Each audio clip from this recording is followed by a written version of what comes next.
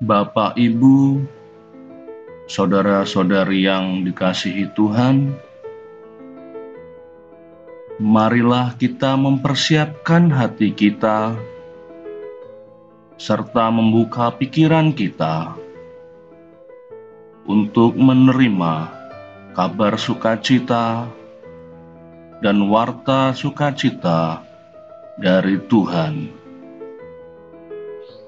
melalui bacaan kitab suci serta bacaan Injil dan juga renungan pada hari ini, Sabtu 2 Mei 2020. Bacaan pertama, pembacaan dari Kisah Para Rasul bab 9 ayat 31 sampai 42. Selama beberapa waktu setelah Saulus bertobat, jemaat di seluruh Yudea, Galilea, dan Samaria berada dalam keadaan damai. Jemaat itu dibangun dan hidup dalam takut akan Tuhan. Jumlahnya makin bertambah besar oleh pertolongan dan penghiburan Roh Kudus. Pada waktu itu, Petrus berjalan keliling, mengadakan kunjungan kemana-mana. Dalam perjalanan itu, ia singgah juga kepada orang-orang kudus yang di Lida. Di situ didapatinya seorang bernama Eneas, yang telah 8 tahun terbaring di tempat tidur karena lumpuh. Kata Petrus kepadanya, "Eneas, Yesus Kristus menyembuhkan engkau. Bangunlah dan bereskanlah tempat tidurmu." Seketika itu juga bangunlah orang itu. Semua penduduk Lida dan Saron melihat dia, lalu mereka berbalik kepada Tuhan. Di Yope ada seorang murid perempuan bernama Tabita, dalam bahasa Yunani Dorkas. Perempuan itu banyak sekali berbuat baik dan memberi sedekah. Tetapi pada waktu itu ia sakit lalu meninggal. Dan setelah dimandikan, mayatnya dibaringkan di ruang atas. Adapun Lida dekat dengan Yope. Maka ketika murid-murid mendengar bahwa Petrus ada di Lida, mereka menyuruh 2 orang kepadanya dengan permintaan, "Segeralah datang ke tempat kami." Maka berkemaslah Petrus dan berangkat bersama-sama dengan mereka. Setelah sampai di sana, ia dibawa ke ruang atas, dan semua janda datang berdiri di dekatnya. Sambil menangis, mereka menunjukkan kepada Petrus semua baju dan pakaian yang dibuat Dorkas waktu ia masih hidup.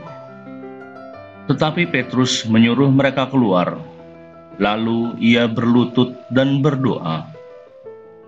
Kemudian ia berpaling ke mayat itu dan berkata, "Tabita, bangkitlah."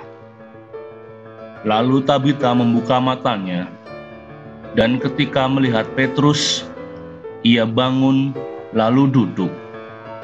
Petrus memegang tangannya dan membantu ia berdiri. Kemudian ia memanggil orang-orang kudus beserta janda-janda, lalu menunjukkan kepada mereka bahwa perempuan itu hidup. Peristiwa itu tersiar di seluruh Yope, dan banyak orang menjadi percaya kepada Tuhan. Sesudah peristiwa itu, Petrus tinggal beberapa hari di Yope, di rumah seorang yang bernama Simon, seorang penyamak kulit. Demikianlah sabda Tuhan. Syukur kepada Allah. Inilah Injil Yesus Kristus menurut Yohanes. Dimuliakanlah Tuhan. Bab 6 ayat 60 sampai 69. Setelah Yesus menyelesaikan ajarannya tentang roti hidup, banyak dari murid-muridnya berkata, "Perkataan ini keras, siapakah yang sanggup mendengarkannya?" Yesus dalam hatinya tahu bahwa murid-muridnya bersungut-sungut tentang hal itu. Maka berkatalah ia kepada mereka, "Adakah perkataan itu menggoncangkan imanmu? Lalu bagaimanakah jikalau kamu melihat Anak Manusia naik ke tempat di mana ia sebelumnya berada? Rohlah yang memberi hidup, daging sama sekali tidak berguna. Perkataan-perkataan yang kukatakan kepadamu adalah roh dan hidup. Tetapi di antaramu ada yang tidak percaya." Sebab Yesus tahu dari semula siapa yang tidak percaya dan siapa yang akan menyerahkan Dia. Lalu Ia berkata, "Sebab itu telah kukatakan kepadamu, tidak ada seorang pun dapat datang kepadaku kalau Bapa tidak mengaruniakannya kepadanya." Mulai dari waktu itu, banyak murid Yesus mengundurkan diri dan tidak lagi mengikut Dia. Maka kata Yesus kepada ke-12 muridnya, "Apakah kamu tidak mau pergi juga?" Jawab Simon Petrus kepadanya, "Tuhan, kepada siapakah kami akan pergi? Perkataanmu adalah perkataan hidup yang kekal. Kami telah percaya dan tahu bahwa Engkau adalah yang kudus dari Allah." Demikianlah Injil Tuhan. Terpujilah Kristus. Renungan Harian Katolik, Sabtu 2 Mei 2020. Ada orang muda yang secara biologis masih hidup, tetapi tidak memperlihatkan sebuah kehidupan. Ia hanya dingin, murung, dan tanpa semangat.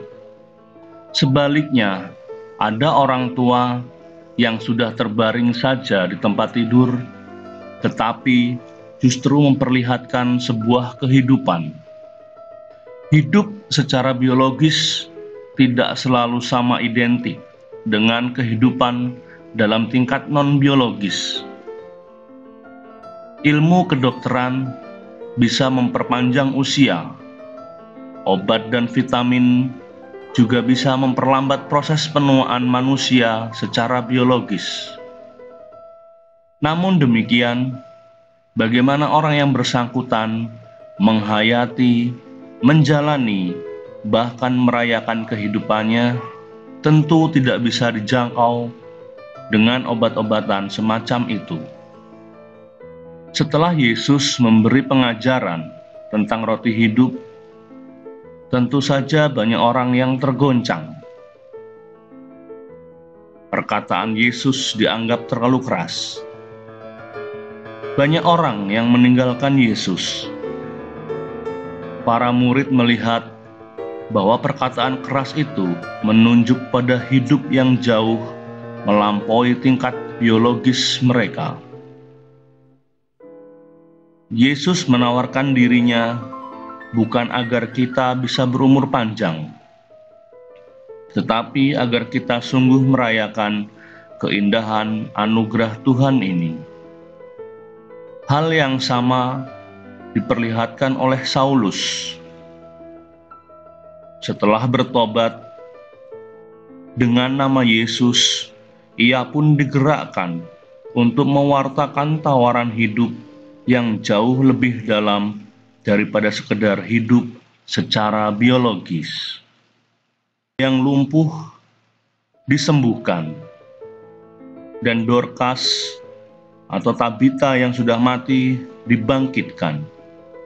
Mereka diundang untuk tidak sekedar hidup, melainkan juga sungguh merayakan kehidupan. Bila kita memusatkan perhatian pada apa yang belum ada, tentu kita tidak akan bisa merayakan kehidupan. Dengan berpusat pada segala yang sudah ada, kita akan belajar berdecak kagum atas setiap bagian kehidupan ini sebagai anugerah yang perlu dirayakan. Bersama pemazmur, kita diajak untuk terus bertanya, bagaimana akan kubalas kepada Tuhan segala kebaikannya kepadaku? Ya Tuhan yang Maha Kuasa, ajarilah kami umat-Mu untuk selalu bersyukur atas apa yang sudah ada sebagai anugerah-Mu di dalam kehidupan ini. Amin.